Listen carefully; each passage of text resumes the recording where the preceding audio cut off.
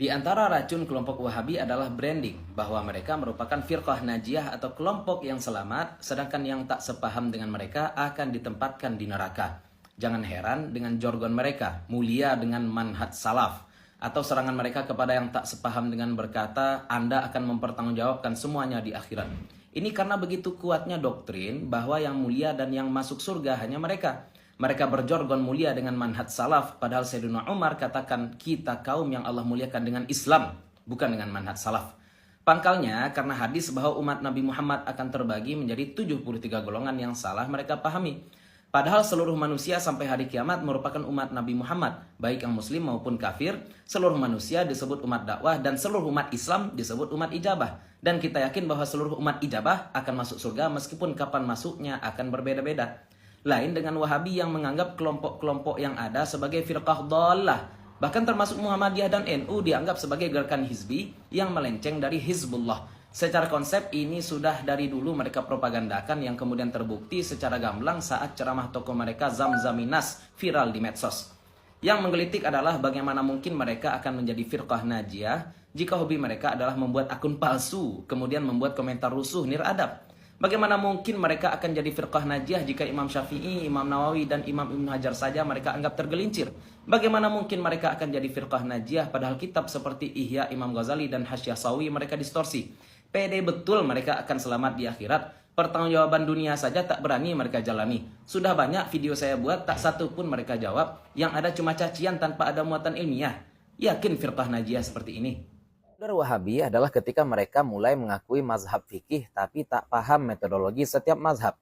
Ngaji mazhab Syafi'i saja berani langsung ke kitab padahal pelajar asli mazhab Syafi'i akan memantapkan terlebih dahulu Minhajut Thalibin karya Imam Nawawi sebelum membahas kitab Mereka ngaku bermazhab hanya untuk menipu awam sebagai brand baru karena teknik marketing bersatu di atas sunnah sebelumnya sudah gagal total.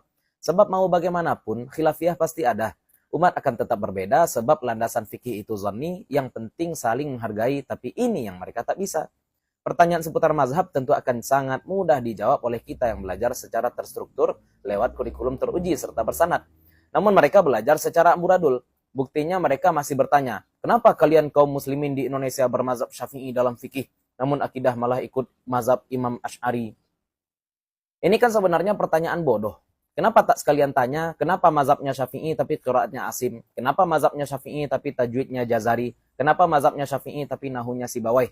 Hei para Wahabi yang ngaku bermazhab, coba jawab pertanyaan ini kalau Anda memang menguasai mazhab. Apa mazhab yang dipakai para sahabat dan tabi'in sebelum munculnya mazhab yang 4? Lalu apa buku akidah komprehensif yang ditulis oleh Imam Syafi'i dan sanad kalian lewat jalur yang mana? Kita lihat pasti jawabannya semakin membuktikan bahwa mereka aslinya anti mazhab, hanya menukil kalam imam jika sesuai dengan standar Ibnu Taimiyah atau selera mereka saja. By the way, bagi rekan-rekan Sunni jangan guncang dengan pertanyaan macam ini, insya Allah nanti kita buatkan video jawab. Antara masalah Wahabi adalah saat mereka baru membaca satu hadis yang seolah bertentangan dengan mazhab Imam Syafi'i, lalu mereka merasa bahwa Imam Syafi'i tak tahu hadis tersebut. Contohnya dalam permasalahan kunut, ini screenshot buktinya. Padahal Imam Syafi'i digelari Nasirus Sunnah pada zamannya, yang bahkan dalam pujian Imam Ahmad, kalaulah bukan karena Imam Syafi'i, beliau tak akan tahu bagaimana metode memahami hadis. Plus, mencerca mazhab Syafi'i sebenarnya juga mencerca semua ashab mazhab yang hidup lintas zaman, seperti Imam Nawawi dan Imam Ibnu Hajar. Tentu saja kita tak nafikan keterbatasan Imam Syafi'i sebagai manusia.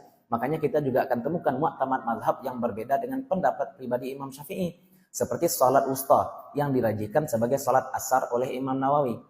Nah, pola seperti ini juga ditemukan pada orang-orang yang baru membaca karya para ashab Asy'ariyah. Kemudian mengklaim bahwa pendapat mereka berbeda dengan ajaran Asy'ariyah mainstream di tengah masyarakat. Seperti pandangan Imam Nawawi terkait status orang tua Nabi dan pandangan Imam Ibnu Hajar terkait status perjumpaan dengan Nabi saat terjaga. Apa menurut Anda para a'imah Asy'ariyah tak pernah menelaah pendapat tersebut? Maksudnya kalian yang baru belajar kemarin lebih paham daripada para a'imah Asy'ariyah lintas zaman. Kami sudah tahu bahwa pandangan seperti itu ada dan kami paham bahwa itu ranah furu' akidah yang boleh jadi berbeda dengan pandangan mu'tamad. Tapi kami juga paham bahwa furu' ya furu' berbeda dengan kalian Wahabi yang tak paham konsep tasamuh dalam furu' sehingga dengan gampang menuduh ahli bid'ah kepada saudara seiman hanya gara-gara masalah sepele, semisal kunut dan perayaan Maulid. Kami paham bahwa ini masalah furu', makanya kami tetap biarkan karya mereka utuh, sehingga dinamika pemikiran tetap berjalan. Berbeda dengan kalian yang suka memalsukan kitab para ulama jika tak sesuai dengan selera kalian. Kami paham bahwa furu' itu furu', sedangkan bagi kalian batas furu' dan usul tak terdefinisi dengan baik, sehingga kalian tak paham mana kajian khusus dan mana kajian umum. Saya katakan, Wahabi memang hobi memalsukan kitab para ulama. Bukti pemalsuan kitab yang dilakukan oleh Wahabi dapat kawan-kawan lihat dalam buku. Mereka memalsukan kitab karya ulama klasik, karya Syekh Idahram. Kita bicara data, agar terang bahwa aliran sesat selalu menyandarkan propaganda di atas dusta. Meskipun memiliki kemampuan nalar istinbat memprihatinkan, Wahabi selalu mengaku paling mewakili sunnah, paling paham Al-Quran, paling meniru Nabi SAW. Tapi anehnya semua Wahabi yang saya temui di daerah saya, khutbah Jumat dan khutbah Id justru memakai bahasa Indonesia. Padahal khutbah adalah ritual ibadah dengan rukun dan syarat tertentu. Berbeda dengan orasi dan ceramah yang bebas, asal maksud isi kajian tersampaikan. Khutbah itu posisinya sama seperti sholat. Kalau sholat tak boleh berbahasa selain Arab, mestinya khutbah juga demikian. Pertanyaannya sekarang, bagi kelompok yang ngaku paling sunnah ini, kapan Nabi berkhutbah dengan bahasa selain Arab? Kenapa khutbah dengan bahasa Indonesia tidak Anda bid'ahkan, justru Anda praktekkan? Bagi kami yang paham batas rukun dan syarat, mempelajari usul fikih, baik thariqat mutakalimin dan fuqaha, serta aspek maqasid dalam aturan syara, tentu mudah saja menjelaskan hal ini. Namun bagi kalian yang saklek dengan kaidah kalaulah ini baik pasti sudah Nabi ajarkan, bagaimana kalian akan jelaskan? Ataukah kini kalian tiba-tiba menjadi pakar maqasid setelah sebelumnya kalian anggap hal ini sebagai akal-akalan dan tindakan memperturutkan hawa nafsu? Wahbi mengklaim bahwa melakukan sesuatu yang tak diajarkan oleh Nabi itu berarti menuduh bahwa Nabi SAW belum sempurna menyampaikan syariat. Kalau syariat sudah sempurna, kenapa ditambah-tambah lagi dengan amalan baru yang tak beliau contohkan? Bagi Ahlussunnah wal Jamaah yang sempurna bukanlah furu' syariat, tetapi usul dan kaidah-kaidahnya. Kaidah dan usul yang diambil dari Al-Quran dan Sunnah tersebut bisa dipakai untuk beristihad, memberikan hukum kepada perkara baru yang tidak ditemukan dalil spesifiknya dalam Al-Quran dan Sunnah. Inilah poin dari hadis Nabi saat mengutus Mu'az ke Yaman. Berbeda dengan Wahabi yang melewatkan proses ijtihad, langsung jumping to conclusion, bahwa kalau tak ada contoh, otomatis menjadi bid'ah.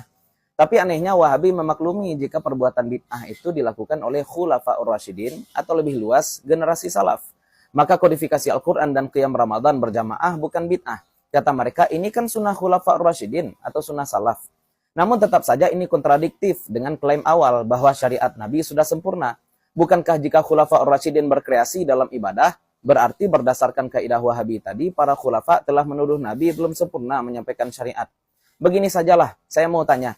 Menurut Wahabi, agama ini telah sempurnanya kapan? Saat Nabi wafat, saat Khalifah Rashidah terakhir wafat, atau saat generasi salaf terakhir wafat?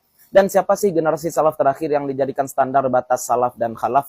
Silahkan dijawab kalau akalnya on dan punya argumen konsisten.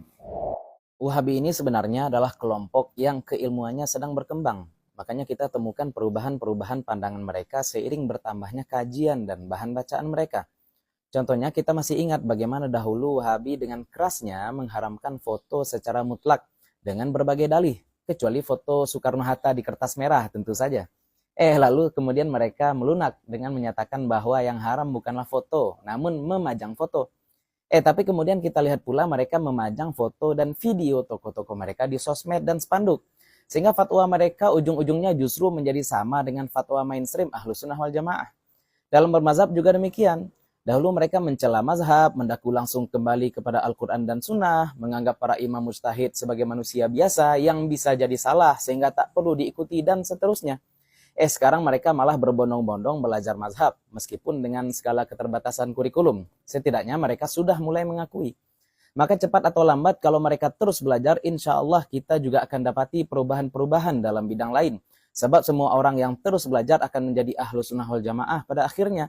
Masalahnya sekarang banyak Wahabi dengan keilmuan sedikit sudah merasa menjadi imam mujtahid sehingga mereka tidak sibuk belajar namun sibuk komentar kasar dan tidak nyambung. Coba saja lihat kolom komentar kalau mau lihat contohnya.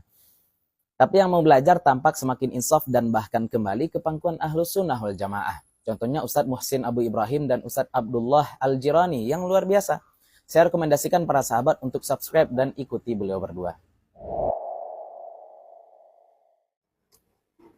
Untuk closing statement barangkali saya ingin sampaikan, ini air sama-sama air. Kalau air ini didoakan oleh guru orang, kita sebut ini syirik. Kalau air ini didoakan oleh guru kita, kita sebut ini air ruqyah. Padahal ini sama-sama air yang didoakan. Maka kita ini bapak-bapak ibu-ibu, pandanglah esensi dan judul. Kalau judulnya ayat barakah, itu syirik. Ayat tawajuh, syirik. Tapi kalau judulnya air ruqyah, aku sunnah. Padahal dia sama-sama air yang didoakan. Ayo. Kalau tasawuf syirik, kalau tazkiyatun nafas, sunnah. Tidak. Kita lihat apanya? Esensi, isi. Ya jangan gara-gara beda judul langsung berubah hukum, enggak. Bapak Ibu jangan kira bank syariah dengan bank konvensional itu cuma beda nama, ya enggak. Akadnya berbeda, esensinya sudah diubah itu. Jangan dianggap nikah dengan zina itu sama. Ya walaupun sama-sama itu juga kerajanya, ini beda tuh. Kita lihat apanya? Esensi. Sama dengan ini juga masalah tauhid, masalah syirik, fokuslah pada esensi, jangan pada judul. Nggak mau maulid Nabi tapi pas 12 Rabiul Awal mengaji sejarah Nabi, ya mantap. Nah, itu kacau. Itu efek kalau kita fokus pada apa? Judul. Kita sebagai orang beriman dan juga orang-orang berakal, yang kita tengok adalah sesuatu yang lebih penting. Cari ke intinya, cari kepada esensinya. Itu barangkali yang kita sampaikan. Pokoknya hati-hati, man qala li akhihi ya kafir faqad ba'a bihi ahaduhuma. Wallahu taala a'lam wa alam. Assalamualaikum warahmatullahi wabarakatuh.